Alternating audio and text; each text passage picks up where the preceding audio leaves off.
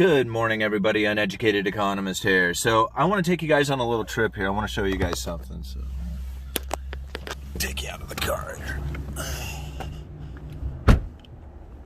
So this is Pier 39, pretty popular little spot. But anyway, there's something back here I want to show you guys. Thought I'd talk a little bit more about lumber today. The prices are just skyrocketing again. I think they were up something like 6.5–7% just today. 700 per thousand. Gonna move back up to 800, probably go up to the new all-time highs if they keep running at this rate. Really surprises me. I wasn't expecting the lumber prices to jump up as much as they are, especially during this time of year. It's something that I've said quite frequently over the last few weeks, is that these numbers are quite surprising. And I have a few articles to share with you guys.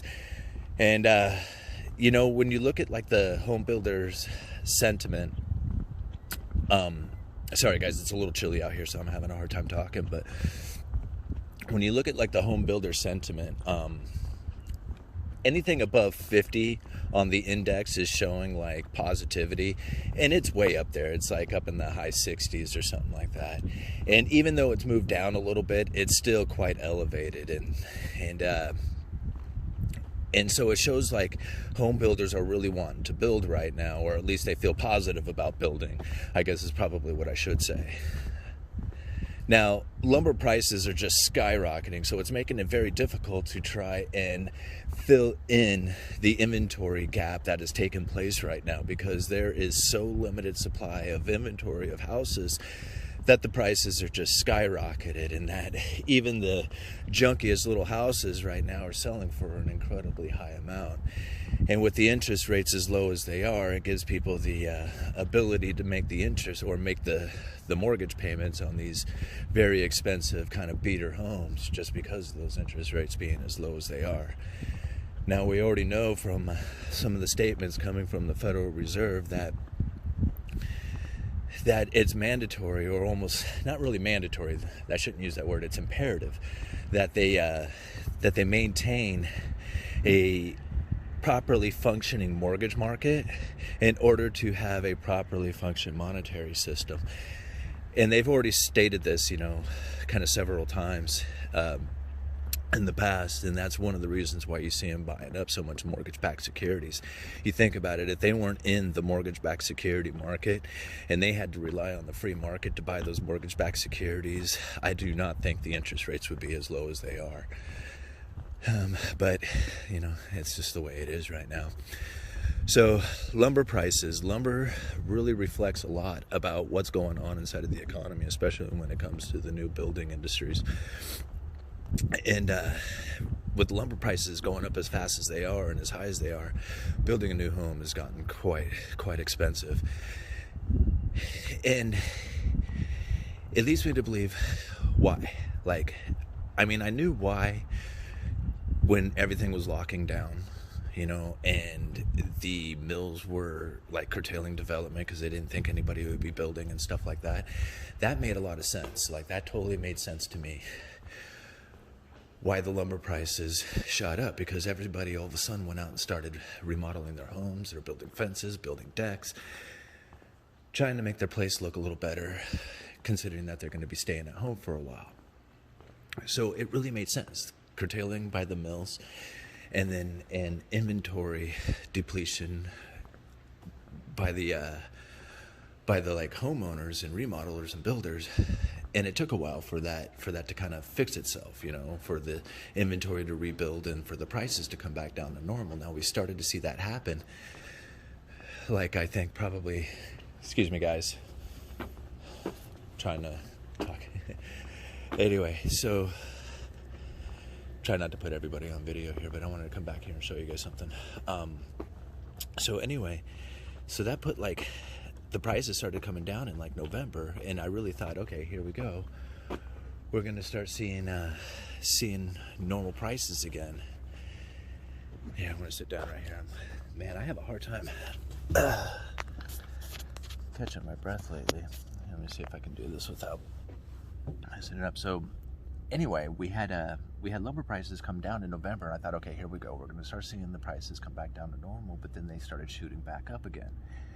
And it didn't really make a whole lot of sense to me. I mean, like right now is not the time that you would see like a huge demand for home building. I mean, it's typically a slowdown during wintertime, even during good times. But we're not seeing the slowdown taking place, not at all. Inventory depletion and builder sentiment is off the charts. But I think there's something else in play here, because you know, there's a lot of stuff that people can use, like the wildfires, tariffs, you know, Canadian trade tariffs and stuff like that. There was a lot of things that we have talked about over the years.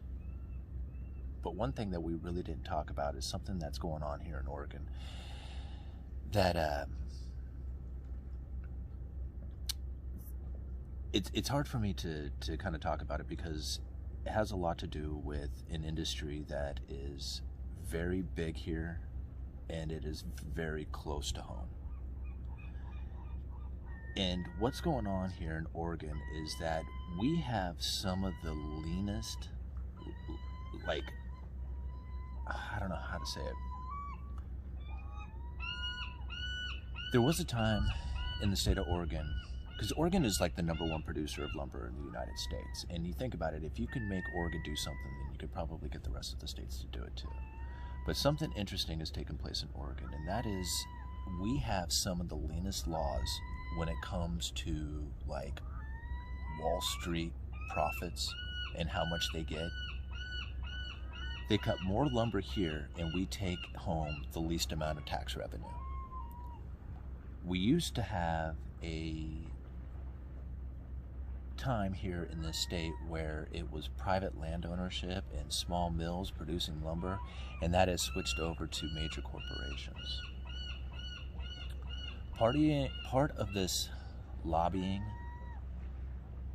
and getting Wallstreet into Oregon that produces all this lumber was to change some of the laws in the, like, as far as environmental laws when it comes to logging. And what has happened is that these laws allow the logging industry to get very close to the watersheds of a lot of these small communities. And they're finding out that because they have logged so close to some of these watersheds and some of these creeks and water tributaries, they've destroyed the watersheds. And these small communities, which are, excuse me, are very small, some are just a few hundred people, have to replace these watersheds to the tune of millions of dollars. They simply can't afford it. And the loggers get to basically take the profits of logging and have no recourse to what happens to these watersheds. And ultimately, like, what I feel may be happening here is that there may be a class action lawsuit coming in our future when it comes to these watersheds and all these communities. Because if you think about it, not only is it the watersheds that need to be replaced, think about all the lives and the businesses and everything else that gets disrupted and destroyed because of this. It's a very interesting development that's taken place right now. And I even know somebody even locally who told me about one of the local watersheds or tributaries that is no longer useful because it's been contaminated. And the only change that has taken place over the last 10 years, because the water has always tested the same, was that a logging operation had taken place upstream, like, I don't know, 6 months ago or 8 months ago or whatever it was. And now they can no longer use that water tributary. So it's very interesting times coming up. Okay. Excuse me, guys. What I wanted to show you back here is lately I've been thinking that I need to, gosh, sorry guys, I hope the camera wasn't shaking too much. What I've been thinking about doing, guys, is getting like a studio. I wanted to do more interviews. I wanted to do some podcasts. I would love to do some live streaming, and I really can't do that from my home, and I can't really do that from my car. And I know a lot of you guys really love the car videos, and you know, I really appreciate it too, because you guys you know, a lot of you like the car videos. You know, some of you guys say that it's like sitting in the passenger seat or something like that. And the reason why I do the car videos was simply because it was quiet. That's why I started it. And it became such a thing that everybody enjoyed that I just continued to do it. But I was looking for a studio, and I've been hoping to put down like $300 a month into like a small area that was quiet that I could do the Uneducated Economist from. And yesterday I was back here checking out some of the offices that they have back here, and check this out, guys. Sorry, the video cut out on me, but check this out. Check out this office right here. Wouldn't that be the awesome place to do the Uneducated Economist from, with that in the background? I talked to Floyd. Floyd is in charge of this place, and he says it's 500 square feet at $1.25 a square foot. That's utilities and parking included. Comes to $700 a month. That's about $400 a month more than what I was looking to pay for this place. But I guess what I was asking you guys is what can I do to get into this place? Should I try and get this office space? Would you guys be willing to help me get into this office space? And if I did, is that the type of videos that you really want? Or should I just stay in the car? You know, I mean, really, the information is what it's all about, and that's not going to change. Whether I'm in the car, sitting at home, sitting out on the park bench, or in that office over there, the information's going to be the same. So how you guys get it is up to you.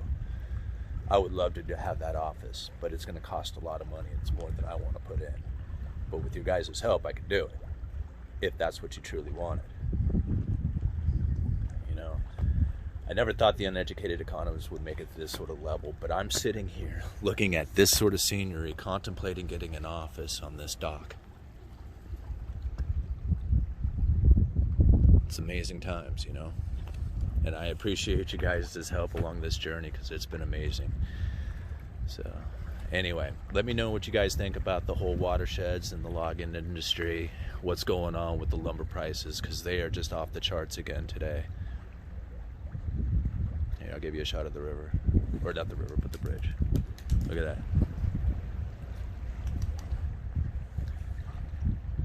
Tell me that just wouldn't be awesome.